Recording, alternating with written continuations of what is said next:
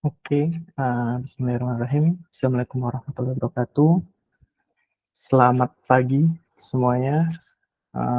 Selamat datang nih di salah satu kelas anak data. Kita coba diskusi juga, belajar bareng lah, lebih tepatnya belajar bareng dan diskusi terkait problem solving dan analytical thinking. Nah, nanti di sini kita coba nih sharing nih, apa sih problem solving, kayak gitu. Terus metodologinya tuh apa aja, atau contoh-contohnya gimana, dan penerapannya gimana. Terus kenapa gitu kan, juga kenapa sih belajar kayak gitu. Atau mungkin bahkan kok sering ya dengar problem solving skill kayak gitu di tempat-tempat kerja atau lowongan kerjaan, tapi bingung itu tuh gimana untuk penerapannya. Nah, kita di sini coba untuk belajar bareng ya. Itu. Harapannya nanti juga bisa kalau ada pertanyaan bisa langsung chat dan sebagainya, atau nanti ya ada sesinya di akhir kayak gitu. Oke, saya coba start ya. Mungkin tak kenal maka tak sayang ya. Saya kenalan dulu. Saya Fauzan. Saat ini data analis di Evermost, salah satu e-commerce, social commerce. Sebelumnya pernah di Pizza Hut dan pernah di Kopi Kenangan, serta juga ada di agency. Jadi ya sekitar 7 tahun lebih lah di part data ini, dan beberapa bidang ya, jadi beberapa industri. Jadi sempat juga nerapin beberapa hal di beberapa tempat, entah di Pizza Hut atau di Kopi Kenangan atau pas sebelumnya di agency di Iris. Jadi harapannya bisa nih berbagi atau belajar bareng nih sama teman-teman. Kira-kira apa yang udah saya lakuin mungkin bisa jadi lesson learn juga buat teman-teman kayak gitu. Nah, nanti di hari ini nih, di sesi ini kita coba untuk perkenalan dulu nih. Kenapa, lalu nanti problem solving itu apa aja, metodologinya gimana, contohnya gimana, sampai nanti di akhirnya ada ya kesimpulannya lah, ibaratnya gitu. Udah siap ya semuanya ya? Sip. Pertama, kenapa? Pasti kan pertanyaan dulu kenapa? Kenapa problem solving skills? Atau dalam artian mungkin ada juga analytical thinking atau critical thinking kayak gitu. Kenapa kayak gitu?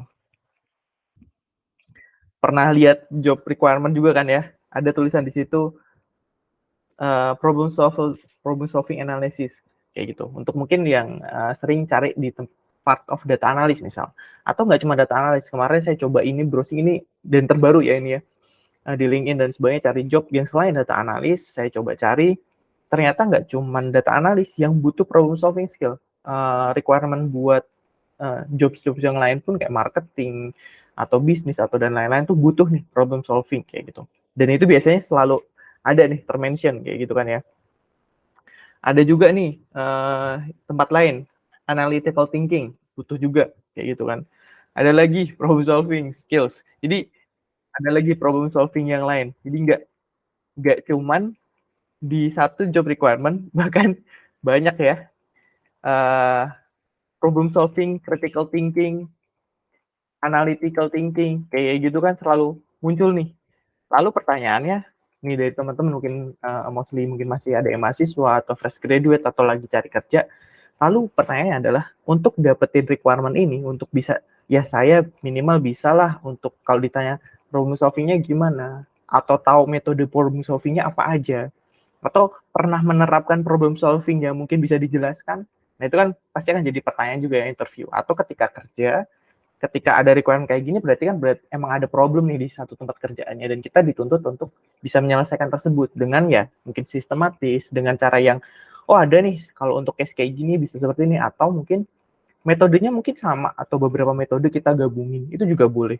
Oh ini nih caranya gini, atau dalam artian oh kita harus ini dulu kayak gitu. Nah jadi pertanyaannya kenapa ya, karena problem solving skills ini tuh emang dibutuhin dan banyak nih job requirement.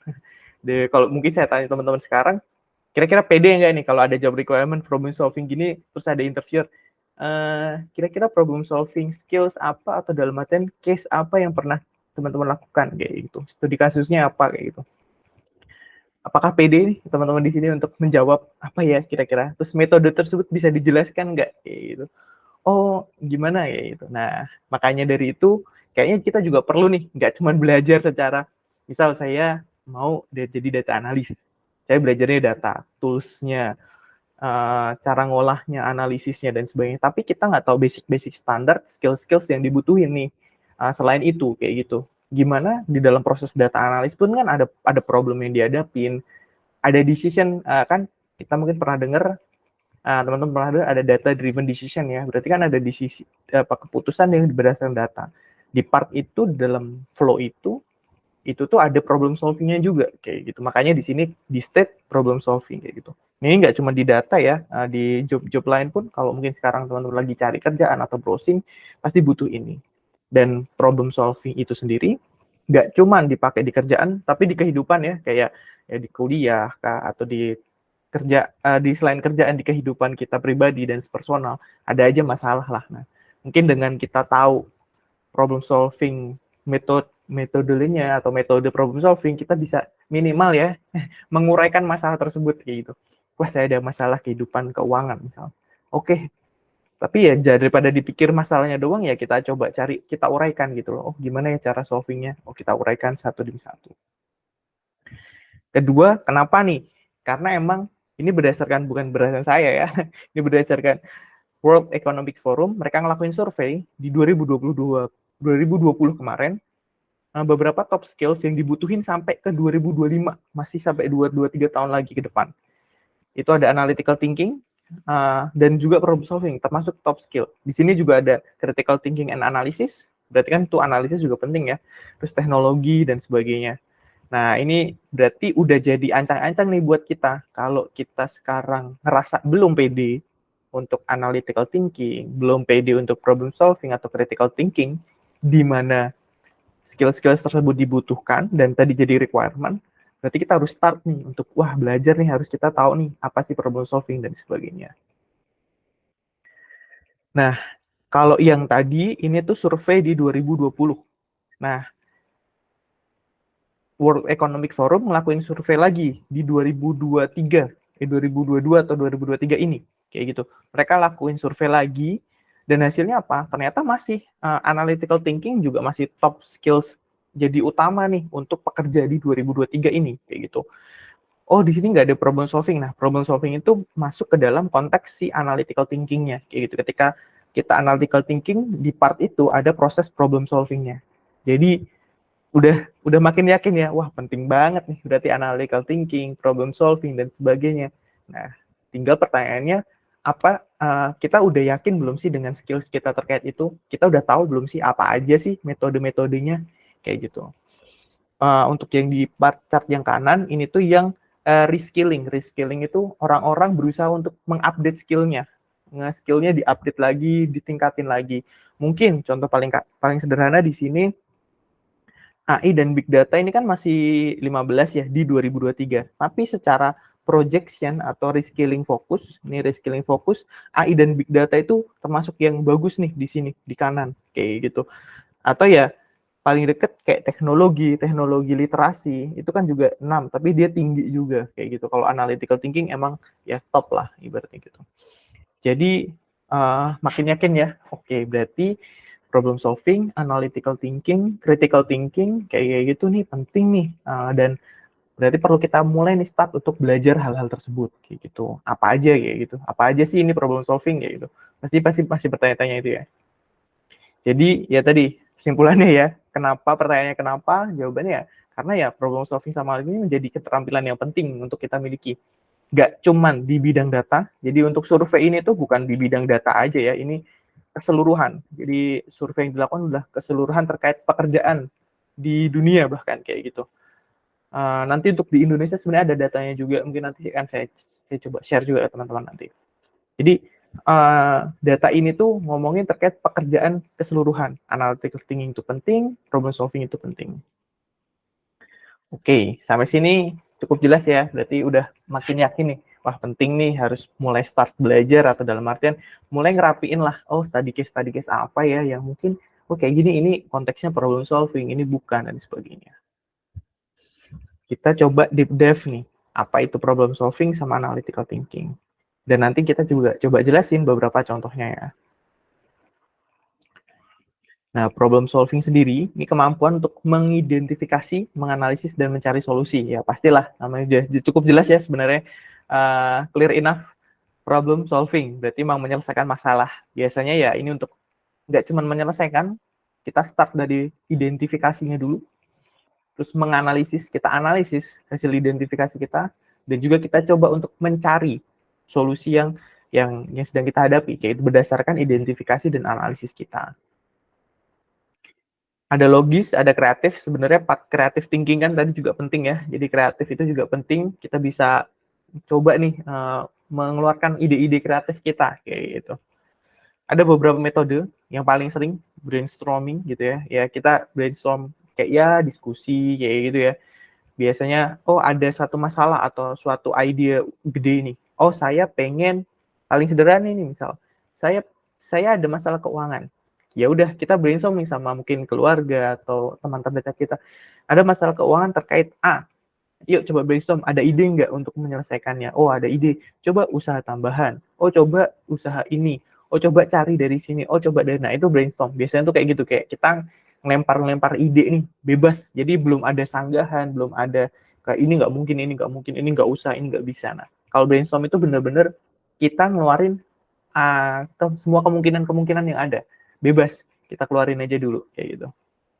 Terus ada SWOT analisis. Nah, ini umum juga ya. Strength, weakness, opportunity, sama threat.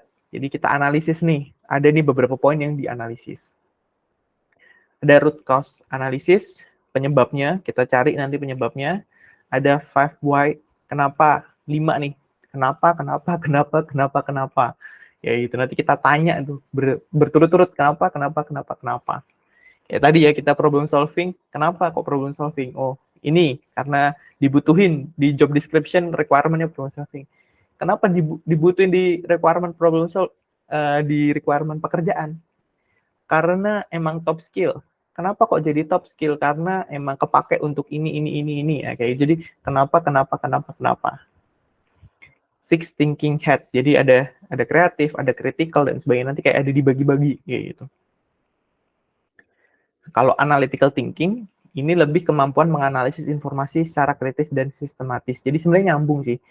Ada satu lagi critical thinking ya. Jadi kayak 3 hal ini tuh sebenarnya agak-agak nyambung ya. Problem solving, analytical thinking, sama critical thinking. Kayak gitu itu nyambung. Satu part ibaratnya gitu. Jadi saling melengkapi lah. Ada identifikasinya, ada berpikir kritisnya, ada berpikir analisisnya. Kayak gitu. Tadi kita mencari mengidentifikasi masalah, sama analytical thinking juga kita mengurai masalah menjadi lebih kecil, cari polanya, mencari pola, mengenali pola, mengidentifikasi hubungan. Biasanya kayak gitu ya kalau analisis ya. Kalau teman-teman yang udah sering melakukan, bukan sering ya, ada pernah melakukan analisis, biasanya ada beberapa kata kunci tuh biasanya. Oh, polanya gimana? Apakah ada tren, naik turun dan sebagainya. Mengidentifikasi hubungan antara ketika si ini naik atau ketika si ini pergi ke sana, si B pergi ke situ. Kayak gitu. Ada hubungannya nih ternyata. Ketika ini terjadi, yang itu juga ikut terjadi. Gitu. Dan menggunakan logika untuk mencapai kesimpulan. Kita tarik kesimpulan dari tadi temuan-temuan kita. Sama sebenarnya metode-metodenya, kayak brainstorming juga, terus ada logical reasoning, ada induktif, ada deduktif. Induktif itu kayak kita mengeneralisir. Jadi kita ada case-case kecil, tapi kita simpulkan jadi umum, kayak gitu. Dan itu kan juga kita part of analytical thinking kita ya, karena kita ngerasa case-case kecil ini tuh emang mempengaruhi jadi umum, kayak gitu. Atau deduktif, ada general, ada suatu hasil nih, kesimpulan gede nih. Oh, kesimpulannya adalah sales kita naik segini. Nah, nanti deductive reasoning kita detailin kenapa naiknya. Beberapa part, naik karena yang ini part ini naik, yang part ini naik, yang part ini tapi ada yang turun karena ada tren yang seperti ini. Ada statistical inference, ya ini standar ya, kita menyimpulkan secara statistik kayak signifikan kah, atau ya ini hipotesisnya seperti ini, nyambungnya jadinya hasilnya seperti ini. Sama root cause analysis. Jadi sebenarnya analytical thinking sama problem solvingnya tadi emang mirip ya, bukan mirip, emang satu kemampuan yang saling terkait lah gitu. Gitu. Oke, cukup jelas ya. Kalau ada question atau ada mau didiskusin bisa langsung chat. Nah, tadi udah ngomongin problem solving, ada beberapa metode, analytical thinking pun juga ada beberapa metode. Oke. Nah, apa sih ini manfaatnya? Ya, nanti habis ini baru metodenya. Meningkatkan kemampuan pengambilan keputusan. Kita kumpulin dulu nih poin-poin pentingnya. Tadi ngomongin problem solving, analytical thinking, ada kata-kata baru nih, yaitu keputusan nih, pengambilan keputusan atau decision making. Jadi meningkatkan kemampuan pengambilan keputusan yang efektif. Lalu memungkinkan kita menghadapi tantangan dengan lebih percaya diri. Kalau ada tantangan karena kita udah pede nih, nah, saya punya beberapa ide nih atau beberapa metode buat problem solving. Jadi ketika ada masalah, ya nggak bingung, tapi ya udah kita coba dulu. Oh dengan root cause nih, saya coba root cause-nya gimana ya. Oh kalau ada masalah atau tantangan, oh coba kita cek SWOT analisisnya, atau mungkin ya kita cek dulu strength-nya di mana, weakness-nya apa, opportunity-nya apa, threat-nya apa. Jadi kita lebih pede, nggak bingung kayak gitu kan. Terus meningkatkan kemampuan untuk menemukan solusi yang inovatif. Nah, ini sangat dicari ya teman-teman yang di kerjaan atau mungkin di kampus dan sebagainya, butuh solusi yang inovatif. Dengan adanya problem solving analytical thinking tadi kan kita bisa nih mencari kira-kira solusi apa yang paling make sense, yang possible, dan bahkan inovatif. Dan juga meningkatkan efisiensi menyelesaikan tugas atau proyek. Jelas ya, kalau masalahnya terselesaikan, otomatis lebih efisien dan lebih cepat untuk kita selesaikan juga tugas atau proyeknya. Dan juga produktivitas. Kerjaannya beres, produktivitasnya juga meningkat. Jadi lebih, mungkin waktunya bisa kita manfaatin untuk yang lain, atau ya nggak harus sampai lembur, atau ngerjain sesuatu gara-gara suatu masalah, karena muter-muter terus di masalah tersebut, jadinya ya jadi lembur, jadi balik lagi ke situ, wah masalahnya muter lagi. Jadi kayak kadang kan ada lingkaran setan ya, kayak masalah A dipikirin, diselesaikan dengan penyelesaian yang kurang tepat mungkin karena nggak dicari akar permasalahannya. Jadi muter lagi jadi masalah B, balik lagi ke masalah A. Jadi muter terus di situ karena nggak diselesaikan ke titik akar permasalahannya kayak gitu. Makanya ketika bisa ngelakuin problem solving, mencari akar permasalahannya, otomatis produktivitasnya juga akan meningkat ya, kualitas kerja dan produktivitasnya. Oke, next-nya ini kita ngomongin metode-metodenya nih. Nah, mungkin yang udah nyiapin catatan bisa dicatat nih. Nanti kita juga ada bahas sedikit studi kasusnya di sini. Paling umum tadi yang sering muncul ya, ada yang saya sebutin juga, SWOT analisis ya, SWOT, SWOT analisis SWOT. Dia mengidentifikasi strength atau kekuatan, weakness, kelemahan, opportunity, peluang, dan threat, ancamannya terkait dengan masalah atau situasi tertentu. Jadi nggak harus selalu masalah ya, atau ini bisa jadi ide, misal ada ide bisnis, atau ada kondisi-kondisi tertentu, ada ide baru, nah atau situasi tertentu, nah kita juga bisa analisis dengan ini. Strength, weakness, opportunity, threat. Jadi SWOT itu dari itu. Misal nih ada studi kasus, dia punya coffee shop kayak gitu kan, pengusaha kecil, terus mengatasi untuk penurunan penjualan, terus turun nih penjualannya. Nah paling sederhana yang pertama mungkin dia lakuin, daripada nyalahin kenapa penjualannya jelek dan sebagainya, daripada cuma nyalahin mungkin kasirnya atau mungkin pegawainya, mending ya kita lakukan analisis. Ya ini kita harus tahu dulu kondisi coffee shop kita atau bisnis kita tuh gimana nih, secara strength-nya, weakness-nya di mana, opportunities-nya di mana, threat-nya di mana. Dengan begitu nanti kan kita tahu nih, oh strength kita di sini, kita tingkatin lagi. Atau ternyata ketika kita lakuin SWOT ini, weakness-nya terlalu banyak. Nah, itu kita perbaiki weakness-weakness tersebut. Apakah bisa diimprove? Opportunities-nya ternyata kecil atau ya jelek gitu. Ya udah berarti emang kurang tepat nih. Nah, atau ya sebaliknya, opportunities-nya itu atau kesempatan atau peluangnya itu gede loh sebenarnya. Nah, kita tinggal buat strategi biar strength kita itu bisa berhubungan dengan opportunities tadi. Peluangnya gede, tapi strength kita kurang nih. Nah, kita harus ningkatin strategi biar strength-nya bagus, biar bisa dapat si opportunity-nya gitu. Nah, ini tadi kita coba ya. Misal strength-nya, ternyata si kekuatan atau ini adalah makanannya lezat, suasananya nyaman, dan lokasinya strategis kayak gitu. Oke, kita punya checklist itu. Cuman terus kelemahannya apa ya? Kok bisa sales-nya tetap turun padahal strength-nya juga udah lumayan nih. Misal contoh kelemahannya ya, ini contoh-contoh study case aja ya. Layanan pelanggannya lambat ternyata. Kurangnya promosi sama kurangnya variasi menu. Oke, menunya enak, suasana nyaman, tapi ternyata servisnya ini kurang nih, agak lama. Kok bisa ketahuan dari mana? Ya dilihat mungkin secara ada kan mungkin pernah ngelakuin analisis di timer gitu, oh waktunya, oh ternyata pelayannya datangnya lama nih, bisa sampai 15 menit, setengah jam atau 1 jam kayak gitu. Terus promosinya juga nggak ada di situ. Terus kurangnya variasi menu. Menunya itu terus, walaupun enak tapi kayak kan perlu tetap diganti ya, nggak itu aja. Terus kita cek peluangnya, opportunities-nya. Ternyata di situ, karena tadi nyambung ke strength-nya kan, lokasi yang strategis, biasanya emang itu adalah opportunities-nya, peluangnya, kehadiran kantor-kantor di sekitar kafe yang dapat menjadi pangsa pasar baru. Jadi lokasi yang strategis itu kan ya emang nyambung ya sama opportunities, peluangnya ya. Nah, berarti peluangnya udah sesuai nih. Peluangnya adalah di part adalah lokasi yang strategis. Berarti tinggal kita menyelesaikan weakness kita itu tadi. Ya ancamannya karena lokasinya strategis, otomatis biasanya persaingan kafe yang dibuka di dekatnya itu pasti akan banyak kayak gitu. Jadi gimana caranya untuk kita bisa improve ya? Tadi di weakness-nya kita mulai perbaiki lah ibaratnya kayak gitu. Secara strength-nya berarti perlu dinaikin, weakness-nya diperbaiki, opportunities-nya udah tepat gitu. Oh udah tepat nih opportunities-nya, udah peluangnya udah sesuai.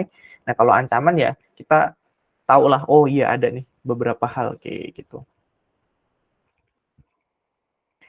Nah, kalau strength, yaitu biasanya itu yang kita lakukan dengan baik. Things your company does well. Atau quality yang separate you from your competitor, yang membedakan lah, atau kayak unique value-nya kayak gitu. Kalau weakness ya, yang tadi kurang-kurangnya kita lah ibaratnya. Kalau opportunity, itu biasanya nyambungnya ke market atau peluang-peluangnya. Ada apa sih kemungkinan-kemungkinan yang belum kita punya, tapi sebenarnya punya potensi kayak gitu. Kalau ancaman ya biasanya dari kompetitor atau ya hal-hal yang mungkin kayaknya ada negatifnya. Kalau kita simpelnya kayak kita pinjam uang kan pasti ada mungkin nanti ada kemungkinan gagal bayar, atau kita minjemin uang ada negatifnya kan. Hal-hal yang negatif kayak gitu yang jadi ancaman, nah itu masuk ke threat. Oke, tadi SWOT ya, jadi udah satu nih metode problem solving atau analytical thinking yang udah kita pelajari. Dan cukup jelas ya, strength-nya, weakness-nya, opportunity, sama threat-nya. Jadi kalau disuruh bikin dong analisis SWOT untuk bisnis A atau mungkin case tadi A, harusnya teman-teman udah, oh partnya ini.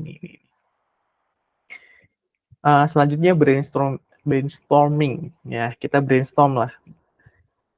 Itu tuh mengumpulkan ide-ide bebas tanpa mengevaluasinya terlebih dahulu. Jadi ya bebas aja. Kita kasih ide dulu aja, lempar ide aja dulu. Tanpa adanya evaluasi. Nah, yang paling sering terjadi kan evaluasi itu ya, yang kayak baru ngasih ide A, ini dong kita pergi ke sini. Janganlah itu mah jauh misalnya gitu, atau ngasih ide tapi langsung dievaluasi kayak gitu. Nah, brainstorming itu kita berusaha untuk kita jangan evaluasi dulu. Ide sekonyol apapun atau bahkan seaneh apapun atau absurd apapun, kita tampung dulu semuanya. Kita rapiin lah, ibaratnya kita tulis dulu semuanya. Nah, baru nanti kan akan kita pilih-pilih ya, oh ini bisa, ini enggak, ini bisa, ini enggak. Nanti ketahuan akhirnya akan banyak kekumpul ide yang lumayan banyak, dibanding kita langsung fokus ke satu ide yang bagus, kayak gitu. Misal nih, ada suatu tim pemasaran sedang mencari cara baru nih untuk mempromosikan produk. Nah, mereka menggunakan ya teknik ini, brainstorm gitu kan. Nah, dalam sesi itu kan ya nggak ada kritik, nggak ada evaluasi, yang penting semua tim berkontribusi nih, ngasih ide aja dulu, kayak gitu. Misal ya tadi media sosial, pakai membuat kampanye iklan media sosial, kolaborasi sama influencer, mengadakan acara peluncuran yang wow gitulah, yang penting ada idenya dulu nih, menawarkan diskon pakai untuk pelanggan yang setia kayak gitu. Nah ini kan ya lempar dulu, tapi nanti kan ada nih akhirnya udah banyak, mungkin bisa lebih dari ini, dari tim pemasaran atau marketing itu kan ada budgetnya. Nah mana nih yang cocok nih sama budgetnya kayak gitu. Oh kayaknya budgetnya cocok untuk yang 1-2, yaitu 3-4 kayaknya terlalu wah gitu, atau ya pilih lah. Jadi ini umum ya, brainstorming tuh teman-teman pasti juga udah sering ngelakuin dan udah biasa juga, oh ngasih ide dan sebagainya, diskusi sama teman-teman yang lain. Nah ini teknik yang selanjutnya. Sebelum jauh mungkin kalau ada yang mau nanya silahkan chat by chat boleh, atau mungkin raise hand. Oke. Kalau belum ada, kita lanjutkan ya. Nah, ini yang ada yang pernah tahu ini? 5 why? Kenapa? Boleh kasih emot. Kan ini ada emot nih. Iya, tidak, atau belum pernah. Atau chat, belum pernah. Wah, siap. Tuh. Ada yang udah tahu nih? Belum. Ada yang belum juga. Oke, yang lain. Nah, yang tahu berarti tadi ya benar, untuk mengidentifikasi akar penyebab permasalahannya. Nanti teknik ini juga nyambung ke teknik yang root cause analysis kayak gitu. Ini part of bisa nyambung ke sana kayak gitu. Jadi kita bertanya pertanyaan kenapa sampai 5 kali atau mengapa sampai 5 kali. Ya logikanya adalah kita mencari ini sumber permasalahannya sampai ke belakang-belakangnya, akar-akarnya kayak gitu. Tujuannya ini untuk ya benar tadi akar penyebab catatnya itu kenapa kayak gitu, kenapa kayak gitu. Ini paling simpel ya. Misal kita telat, ya kita nggak telat ya, start masalah awalnya adalah kita nerobos lampu merah, ditanya sama polisi kan misalkan. Pertama berarti akar permasalahannya adalah kenapa? Oh karena mau telat untuk kerja kayak gitu. Kok kenapa telat untuk kerja? Karena bangunnya telat. Kok bangunnya telat? Karena alarmnya nggak bunyi kayak gitu kan. Terus kenapa alarmnya nggak bunyi? Karena baterainya habis. Kok bisa baterainya habis? Karena saya lupa ngecek. Jadi permasalahannya adalah di situ ya, titik permasalahannya karena kita perlu nggak rutin nih ngecek baterai habis kayak gitu. Berarti di sininya nih ketika kita sebenarnya robos lampu merah tuh, jadi orang-orang yang robos lampu merah tuh permasalahannya bukan di orang yang robos lampu merah, ternyata permasalahannya gara-gara mungkin ya karena baterainya habis nih, baterai alarmnya, atau mungkin HP-nya belum dicas, jadi alarmnya nggak nyala. Kayak gitu. Jadi kita bisa tahu akar permasalahannya. Ini paling simpelnya gini ya, jadi kayak akar permasalahannya itu kita tuntutin kenapa. Tadi, kenapa belajar problem solving? Oh, karena itu ada nih di job requirement, ada problem solving. Kenapa ada di job requirement? Karena emang itu top skill nih berdasarkan survei itu top skill kayak gitu di untuk para pekerja kayak gitu. Kenapa itu top skill? Oh, karena ini bisa ngebantu untuk menyelesaikan masalah-masalah di perusahaan. Kok bisa membantu masalah di perusahaan? Karena bisa didetailin permasalahannya dengan skill ini kayak gitu. Jadi ditanya terus sampai oh ternyata ini nih akar permasalahannya atau kenapanya kayak gitu. Nih contoh case yang lain ya. Kerusakan mesin total di suatu industri, di suatu pabrik gitu. Ada mesin nih rusak total kayak gitu. Wah, kena marah dong misalnya ibaratnya si mungkin teknisinya dan sebagainya sama bosnya. Tapi bosnya ini ya tadi dia coba untuk tanya lebih detail biar tahu akar permasalahannya apa dan bisa diselesaikan solusinya yang lebih tepat kayak gitu. Karena kalau misal kita taunya kerusakan mesin ya udah kita bisa jadi cuma nyalahin orang yang megang mesinnya doang langsung kamu salah mesin rusak. Bisa kita jadi nyalahin yang mesinnya, yang jual mesinnya kayak gitu, ini mesinnya kok jelek kayak gitu, padahal mesin baru misal. Atau ya bisa jadi kita nyalahin yang maintenance mesinnya. Jadi kan ini banyak nih, oh kesalahan-kesalahan yang disalahin kayak gitu, salah siapa. Daripada nyalahin, mending kita cari akar permasalahannya, lalu kita cari solusinya. Kira-kira apa nih yang cocok terkait akar permasalahan tersebut. Pertama, mengapa kerusakan total terjadi? Jawabannya mungkin jawaban manajer di pabriknya karena kesalahan dalam programnya. Di program mesinnya ini salah nih, Pak. Oke. Kenapa ada terjadi kesalahan dalam program? Kayak gitu. Karena kecepatan pemotongannya terlalu tinggi, yaitu programnya nggak sesuai nih, kecepatan pemotongannya terlalu tinggi. Oke. Kenapa kok pemotongannya terlalu tinggi, kecepatan pemotongannya terlalu tinggi? Kayak gitu. Oh, karena programmernya yang ngatur programnya ini yang bikin kecepatannya dibuat tinggi. Gitu. Oke, lanjut lagi. Mengapa programmer kok ngatur kecepatannya terlalu tinggi? Oh, karena programmernya nggak tahu, Pak, karakteristik dari mesin yang baru ini. Gitu. Oke. Terus kenapa kok nggak ngerti itu karakteristik mesin yang baru? Karena programmernya pakai standar teoritis kecepatan mesin yang tanpa penyesuaian dengan sistem yang nyata kayak gitu. Karena emang pakai teori aja Pak, ini Pak, kemarin nggak ngecek sama real case-nya dan sebagainya. Oke, berarti ketahuan nih ujungnya nih, root cause-nya adalah akar masalahnya tidak ada penyesuaian standar kecepatan antara mesin baru dan sistem nyata. Jadi mesin yang baru dengan sistem yang nyata itu perlu ada penyesuaian. Solusinya apa? Dibuat SOP. Jadi permasalahan yang kerusakan mesin total ini bukan nyalahin orangnya atau mencat orangnya, tapi dicari akar permasalahan hingga apa? Hingga ya nanti kejadian ini tidak berulang kembali kan, kayak gitu. Oke, berarti dibuat standar operational procedure buat ini penyesuaian nih antara kecepatan mesin yang baru dengan sistem nyata atau ya penyesuaiannya kayak gitu. Nah, good question. Apakah pertanyaan ini dijawab sendiri atau ke orang lain? Satu, ketika case-nya ini kita tahu secara umum, jawabannya bisa kita jawab sendiri. Kedua, kalau ini case-nya menyambung dengan orang lain atau dalam artian kita sebagai investigator ya, atau dalam artian kita bisa mungkin saya tim lain, saya ngebantuin tim lain untuk menyelesaikan masalah kayak gitu. Nah, kita tanya ke tim yang lebih tahu detailnya kayak gitu. Jadi bisa dua ya. Satu bisa kita jawab sendiri, yang kedua kita tanya ke orang lain yang emang mempunyai knowledge terkait hal tersebut. Mungkin kalau kasus paling dekatnya adalah saya misal di tim data ya, data analis ya. Kalau permasalahannya ada di part data dan saya tahu, saya tanya sendiri ke diri saya, kok datanya nggak valid ya? Kok datanya beda ya sama ini? Saya tanya, apakah data ini misal source-nya sama? Oh iya sama.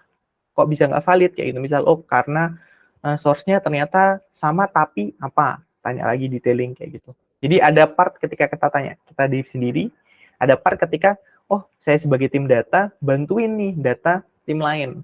Ya kan kita analisis data tim lain ya. Nah, kita tanya ini ke orang lain. Gitu. Semoga ngejawab ya.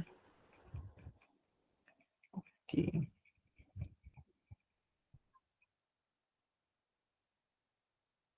Sip. Ngejawab. Oke. Thank you.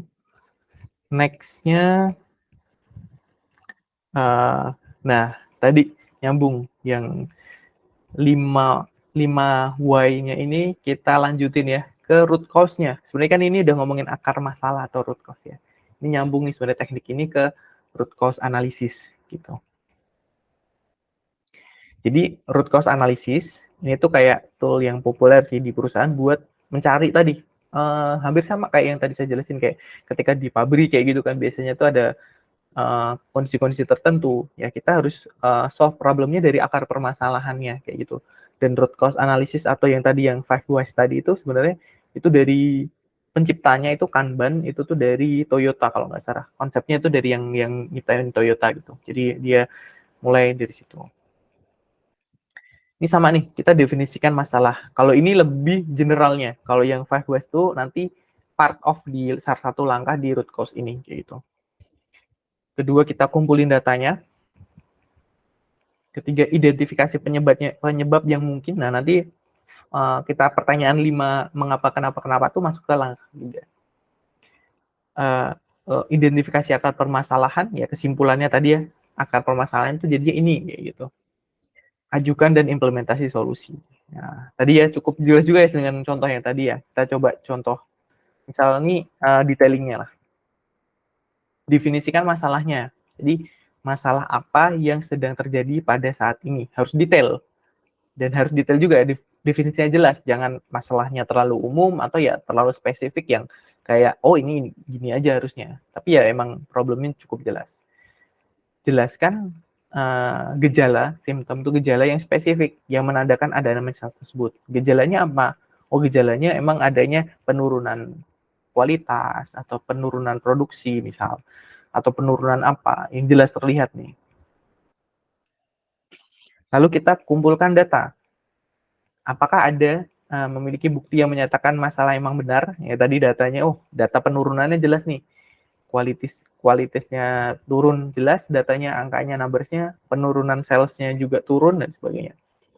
Sudah berapa lama masalah tersebut, kayak gitu. Terus impact apa yang dirasakan. Jadi data-data yang kita kumpulin,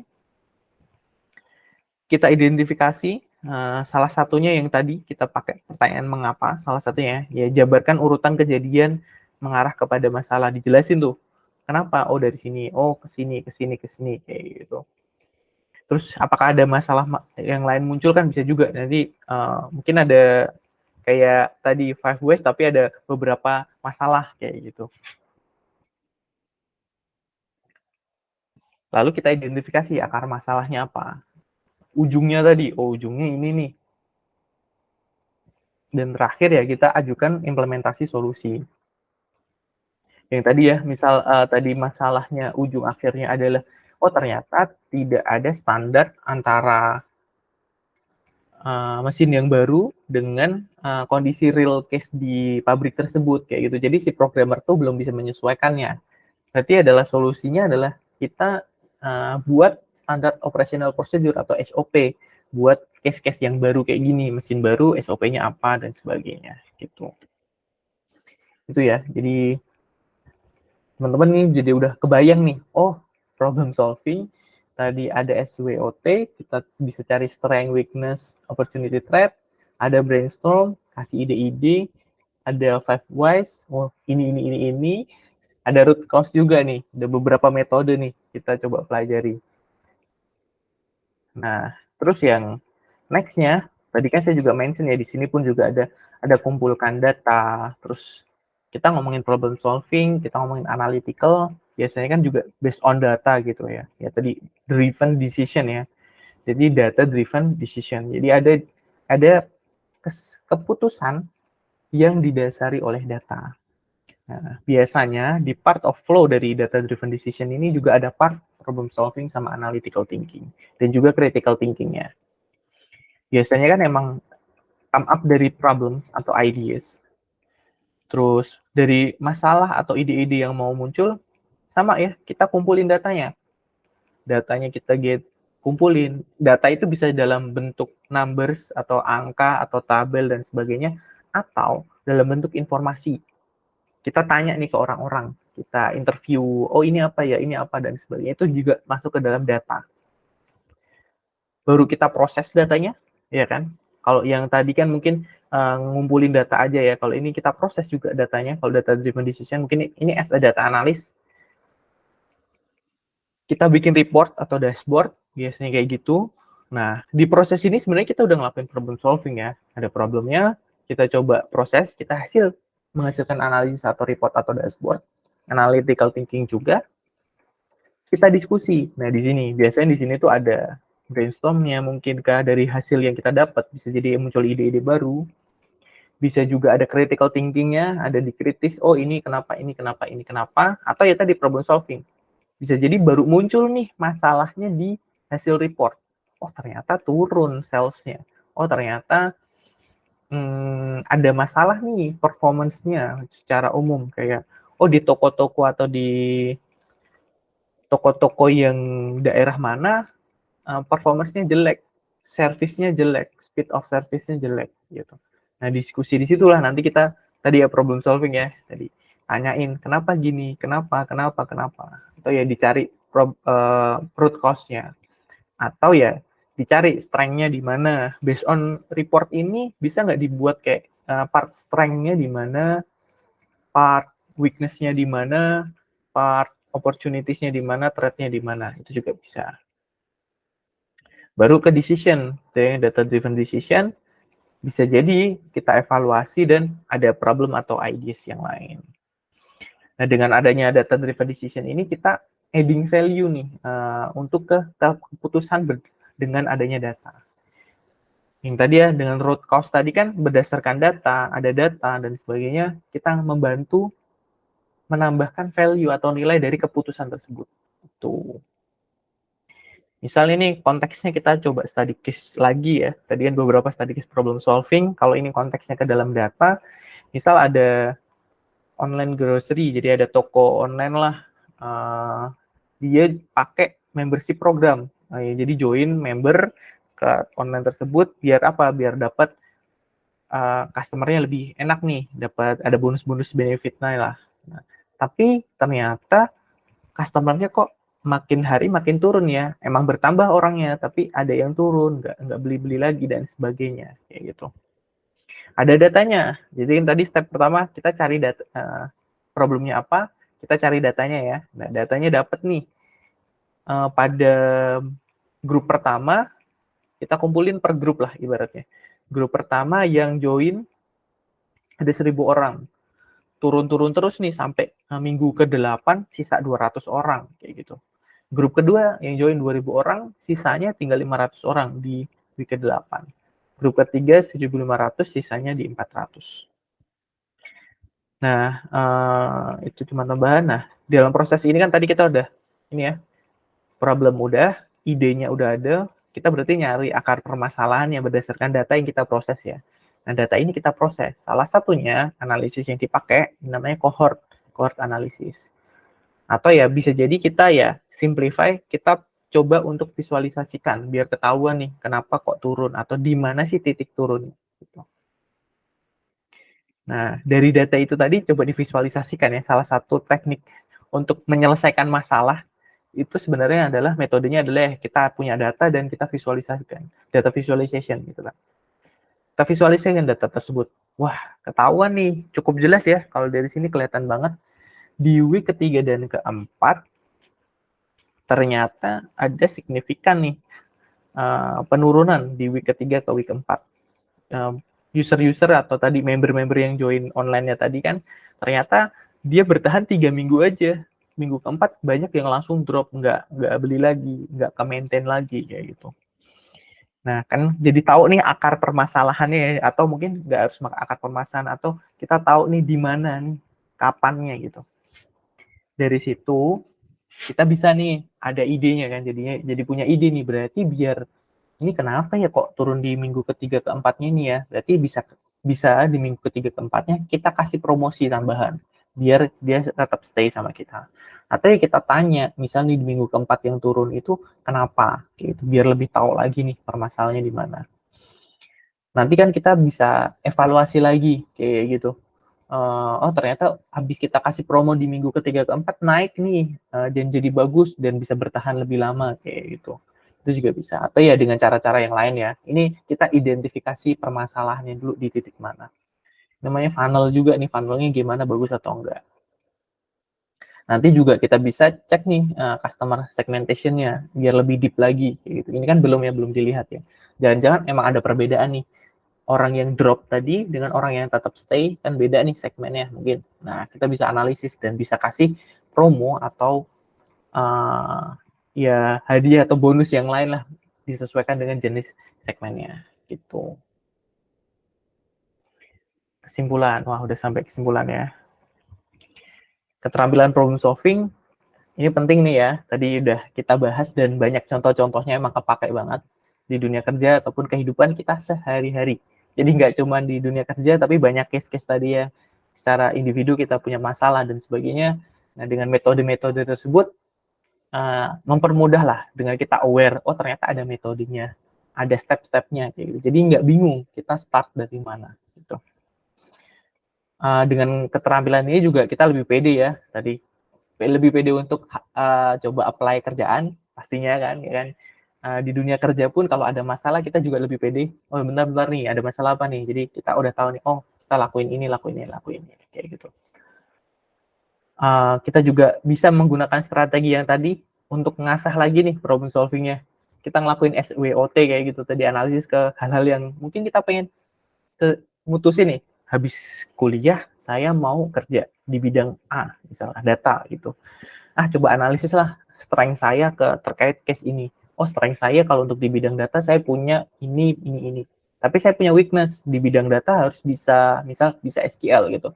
Di sini saya belum maksimal. Nah, weakness-nya kita tulis. Opportunities-nya apa? Oh, di bidang data itu opportunities-nya lagi banyak nih, buka lowongan, mungkin ya misalnya.